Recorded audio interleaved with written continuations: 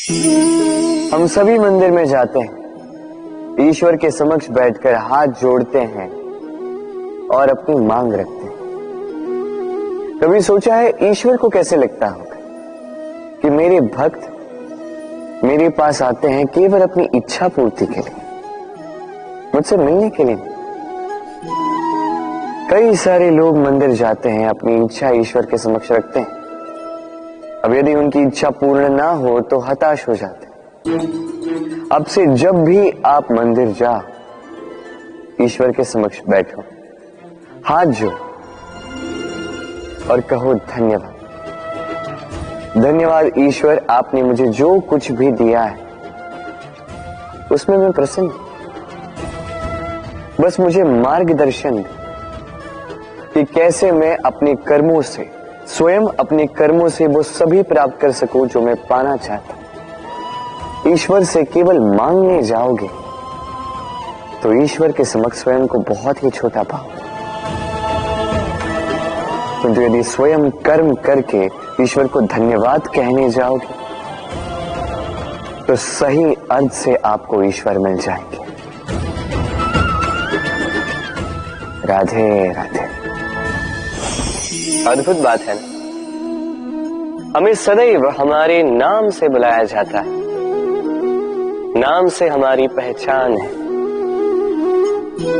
ये नाम ही है जो इतिहास में स्थान बनाने में हमारी सहायता करता है।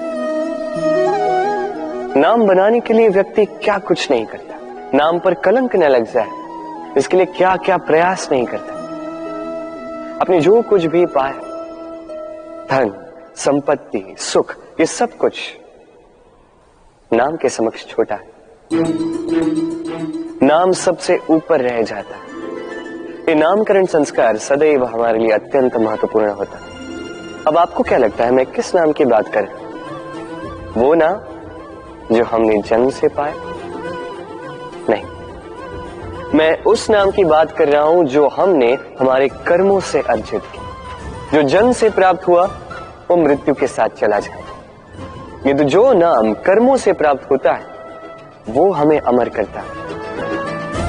माता पिता से हमें जन्म मिला, जन्म से मिले संबंध में, समाज से मिले मित्र, प्रकृति से मिला भोजन। यदि कुछ ऐसा है जो हमने स्वयं पाया तो वो है हमारे कर्मों का फल। वो है वो नाम जो हमने कर्मों से अर्जित किया। इसलिए सदैव श्रेष्ठ कर्म कीजिए और मेरे साथ प्रेम से कहिए राधे राधे। मनुष्य भी कितना विचित्र प्राणी है, सदैव संघर्ष करता है, सदैव प्रयास करता है कि वही सबसे बड़ा बने। प्रयास करता है कि उसके समक्ष सबके शीश झुके हुए हैं और उसके लिए सबसे पहले शक्ति प्राप्त करने का प्रयास करता है। शक्ति प्राप्त कर भी लेते हैं और उसके भय से सबको अपने समक्ष झुकाते हैं। किंतु एक महत्वपूर्ण बात भूल जाते हैं, समझ ही नहीं पाते। चलो मैं आपको उदाहरण देता हूं।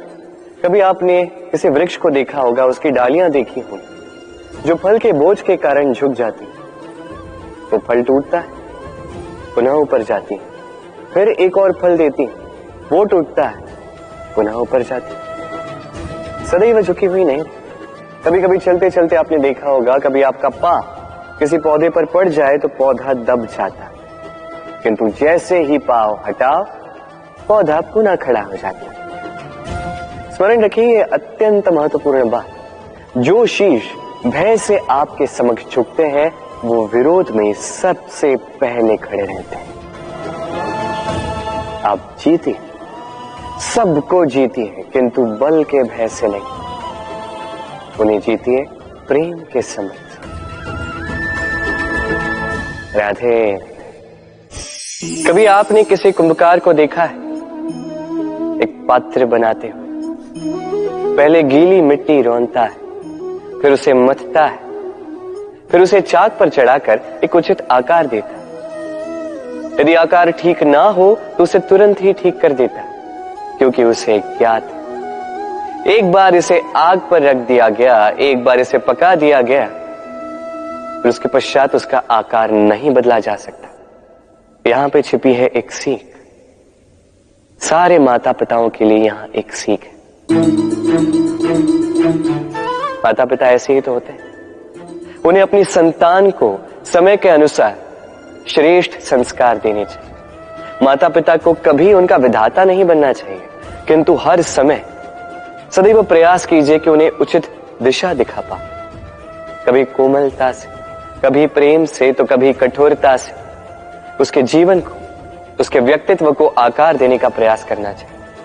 क्योंकि जिस प्रकार एक बार पकने के पश्चात उस पात्र का आकार नहीं बदला जा सकता, उसी प्रकार आयु बढ़ने के पश्चात संतान के संस्कार नहीं बदले जा सकते। स्मरण रखिए। राधे राधे। ईश्वर ने बेलों को खड़े रहने की शक्ति नहीं दी, ईश्वर ने यह शक्ति दी वृक्ष को। इसलिए बेलें वृक्ष का सहारा लेके खड़ी रहती, उसी पर फलती। अब ये बेलें दो प्रकार की होती, एक वो जो इस वृक्ष पर खिलती हैं, पुष्प गाती हैं, स्वयं भी सुंदर दिखती है, वृक्ष को भी सुंदर बनाती। दूसरी वो जो वृक्ष को पूर्णतः सुखा देती, उसकी प्राण शक्ति उससे सोख लेती और अंत में स्वयं भी मुरझा जाती। स्मरण रखिए, यदि कोई व्यक्ति सदैव आपके साथ खड़ा रहा, सदैव आपका संबल बनकर रहा, सदैव उसने आपकी सहायता की, और यदि आप उसके साथ छल करोगे तो आपका पतन निश्चित है।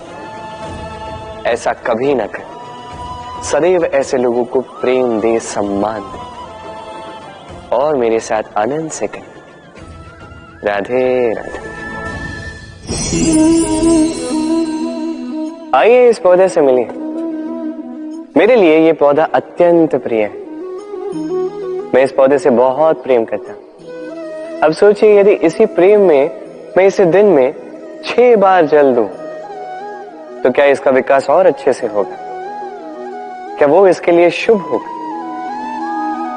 कदापि नहीं। इसकी जड़ें गल जाएंगी, इसकी जड़ों में जो जल सोखने की शक्ति है वो समाप्त हो जाएगी। तो आवश्यक क्या है? आवश्यक है कि उचित मात्रा में इसे जल दिया जाए। आवश्यक है कि उचित समय के पश्चात इसे जल दिया जाए। आवश्यक है कि इसे सूर्य का ताप भी सहना होगा। आवश्यक है कि हर कार्य मर्यादा में होना चाहिए। अब यही भूल अधिकतर माता पिता कर बैठते हैं।